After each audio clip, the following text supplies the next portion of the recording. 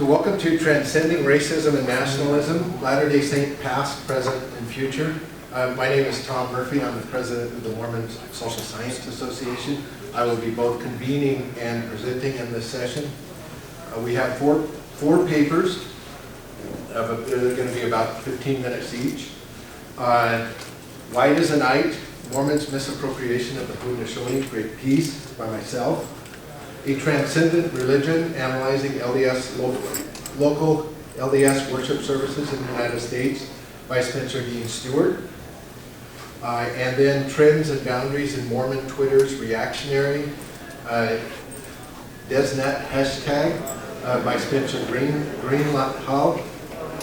And then Danger and Disaffiliation, Political Extremism and Depression, Mormon Example by Carrie Miles. But before we begin the actual papers, I do want to acknowledge that we are meeting today on the traditional lands of Iroquoian and Algonquian speaking peoples, particularly those of the Senecas, the Shawnees, and the Lenapes, or the Delaware, to whom this confluence of the Allegheny and the Ohio rivers was a particularly important place strategically and culturally. And I also want to remember the 96 Delaware Mohicans who lost their lives at Noddenhooten to our west in Ohio in March of 1782 at the hands of the Pennsylvania militia from nearby Fort Pitt, just down the river from here.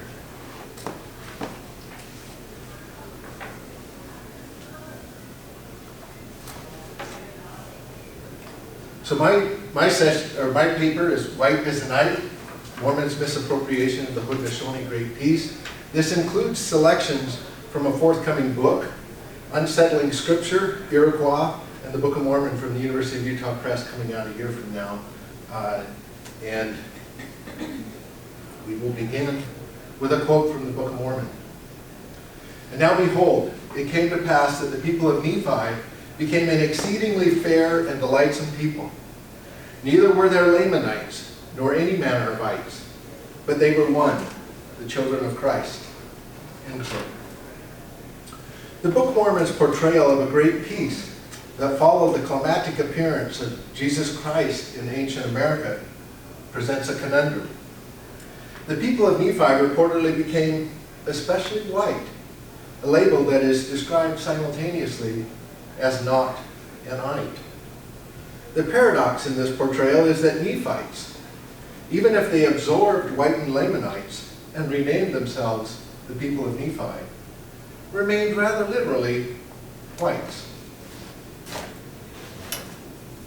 In his 2017 book, Race in the Making of the Mormon People, historian Max Mueller confronted the same troubling passage from 4th Nephi in the Book of Mormon, noting, quote, Lamanites and Nephites unified to become one raceless, white Christian people, end quote. Mueller recognized an unseemly paradox. Quote, whiteness is the racial category that is ironically empty of race, end quote. White is presented as the universal, original and universal racial category, as well as mutable, and in his terms, proto-postmodern. In his 2024 book, The Testimony of Two Nations, Michael Austin, provost of Snow College, applauded the mutability while suggesting that the Book of Mormon, quote, injected something genuinely new in the divine curse as racial ideology genre of Scripture.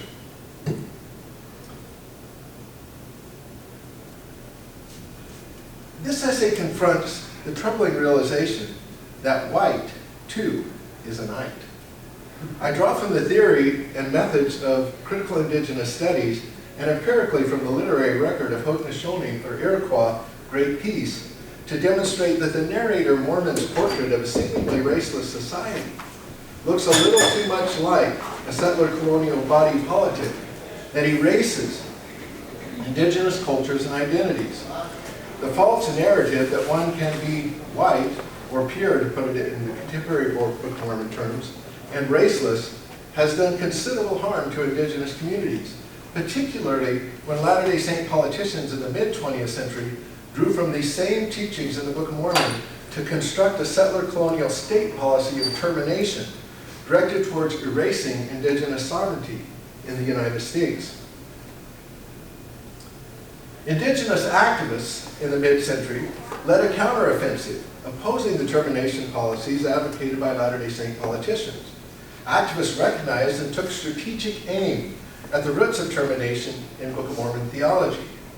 In defense of their imperiled sovereignty, indigenous knowledge keepers identified this Book of Mormon story as an overly Christianized variant of a larger body of Haudenosaunee oral history of the arrival of a peacemaker who helped found a confederacy, uniting Mohawks, Oneidas, Onondagas, Cayugas, and Senecas under a great peace prior to the arrival of colonists from Europe. Indigenous activists attributed the presence of the Great Peace and other allusions to Iroquois narratives in the Book of Mormon to an oral transmission of these stories to Joseph Smith prior to his dictation of the Book of Mormon. I identified several Haudenosaunee individuals who would have potentially had the opportunity to share these stories with Joseph Smith, as well as some written sources he may also have encountered. I consider how we might read 3rd and 4th Nephi differently when viewed within the larger body of Six Nations literature on the Great Peace. None of the Haudenosaunee versions depict the Peacemaker as white, portray an ancient white civilization on Turtle Island, or North America, or imagine a white society as the ultimate goal of peacemaking endeavors. Instead, they depict the League as a shared matrilocal longhouse where each matrilineal nation maintains its own sovereignty, and clan mothers manage the communal ownership of land.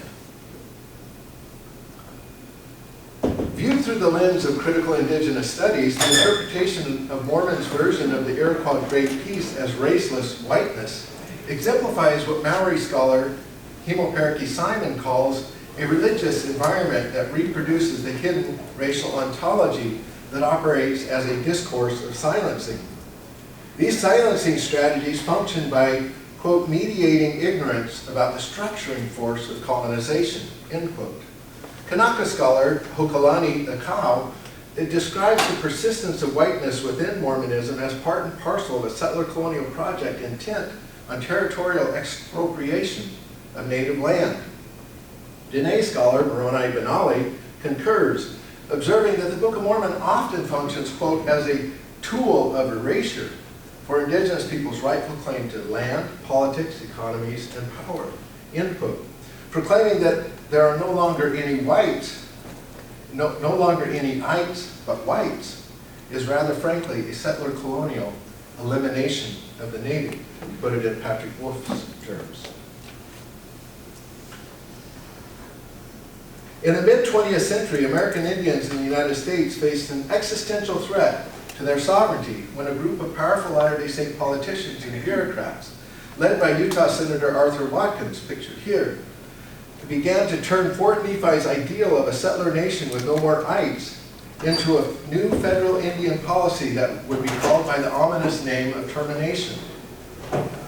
Watkins framed his policies that would terminate the sovereignty of indigenous nations, redistribute communal land and resources severally, and absorb indigenous people into the settler body politic as an Indian freedom program. In a 1954 letter to LDS leadership, Watkins linked his proposed reformation directly to Book of Mormon prophecies. Quote, "It seems to me that the time has come for us to help American Indians stand on their own feet and become a white and delightsome people, as the Book of Mormon prophesied they would become," end quote. Elder Spencer W. Kimball, then a member of the Council Quorum of the 12 and later a president of the church, offered his complimentary vision of the future in 1962. Quote, "I firmly believe that tomorrow there will be no reservations. I look forward to the day," end quote.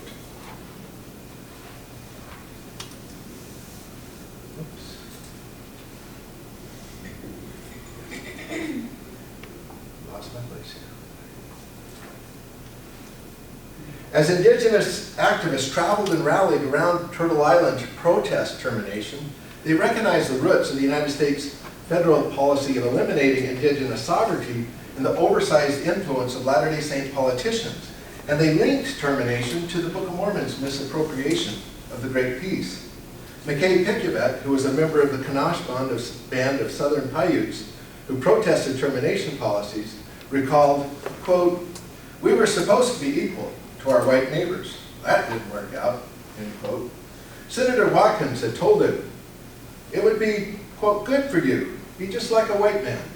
I told him I ain't no white man, never will be, end quote. Picayune lamented, quote, "When Joseph Smith was back east, he met an Indian guy back there, asked about Indian religion, and he wrote it down," end quote. Historian Lori Taylor credits the proliferation of long-standing stories of Seneca influence on Joseph Smith in the mid-20th century to the widely traveled Tuscarora activist Wallace Mad Bear Anderson, who helped lead the North American Indian caravan across Turtle Island, rallying grassroots opposition to termination policies. Nicholas Mormon, who recorded a version of the story in 1994 for Taylor, noted that the Book of Mormon has, quote, "too much emphasis on the Christian theme, more than there used to be, more than the way we passed it on, the Iroquois passed it on to the Seneca there, to Joseph Smith," end quote. There are several candidates and multiple locations where Senecas or other Iroquois may have shared their stories with the Smith and Mac families.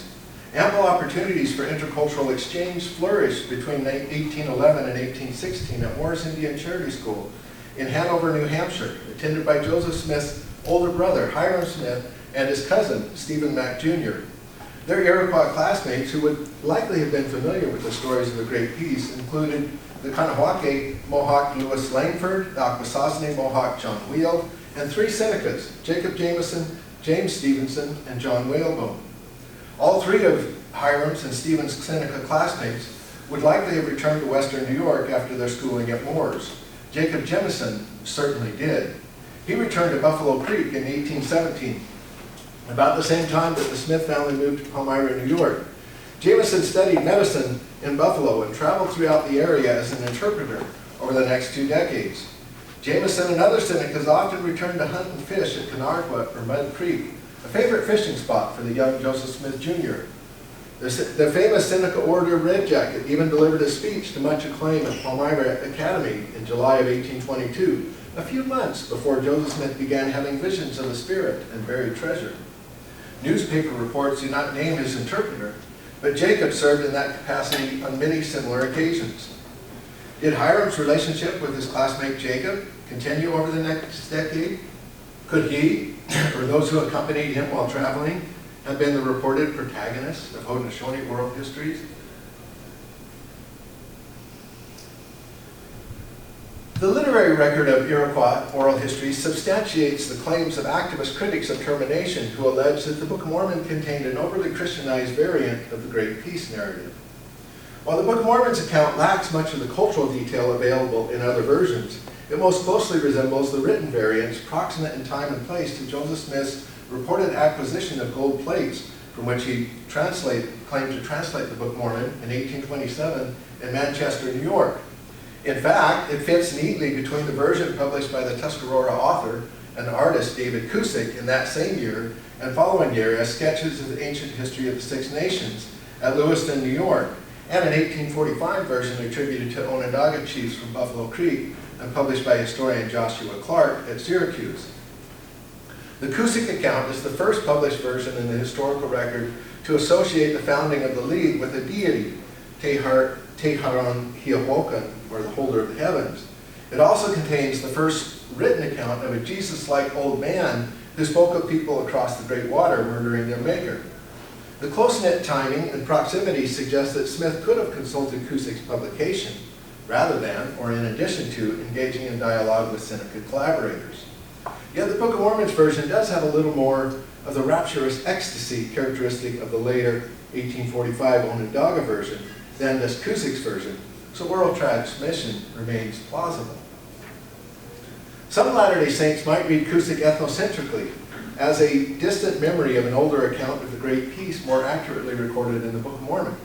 Yet historical evidence suggests that the Book of Mormon's version is a 19th century variant of an Iroquois original, stripped of much of its historical resistance to removal. The founders, Ayanwata, Tekanawita, and Patadaro, appear as ordinary human beings in all the earliest versions of the Great Peace found in the historical record, and none of them, prior to Cusick, allude to a Jesus-like character crossing the saltwater.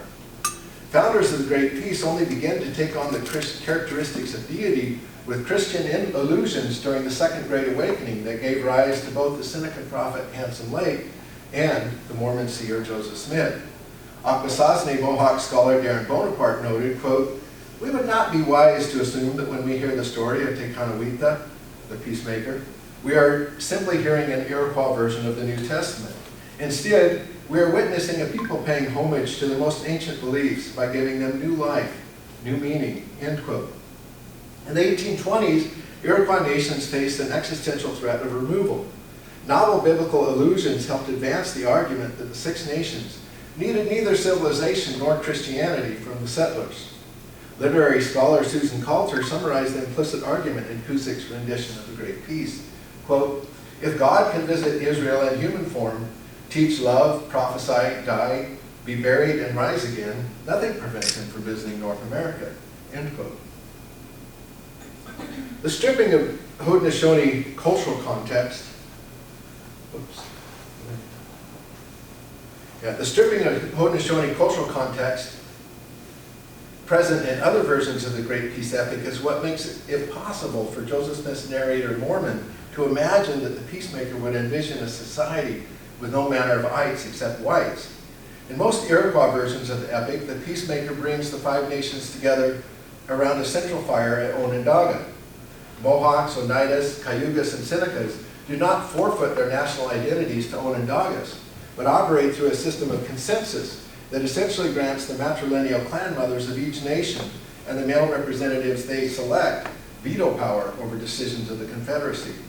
The maintenance of national sovereignty amidst confederated unity makes the Iroquois Great Peace significantly different in structure from the settler colonial version represented by Mormon. That version erases national identities, and common ownership of land in matrilineal clans and national sovereignty are integral elements of the Haudenosaunee recipe for peace that are absent from the culturally misappropriated account in the Book of Mormon. Furthermore, whiteness holds no authority in any of the authentic Haudenosaunee versions of the Great Peace. A Christian utopia in which there are no ites except whites is a classic example of a settler colonial fantasy. The Book of Mormon's portrayal is not a postmodern view of race as a historical construct. The presumption that whiteness is non-racial is a dangerous interpretation that has done, is doing, and will continue to do significant harm to indigenous communities in settler colonial societies. The extent to which the Book of Mormon might teach that race was not real, that race was not a permanent part of God's vision for humanity, or that readers were charged with spreading Christ's gospel of potential racial reunification, it masks a deeper, hidden logic of extermination. The scripture's white universalism is more accurately recognized as a settler colonial erasure of indigeneity.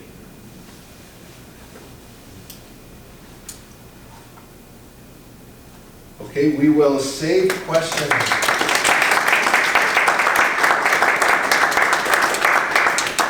We will save questions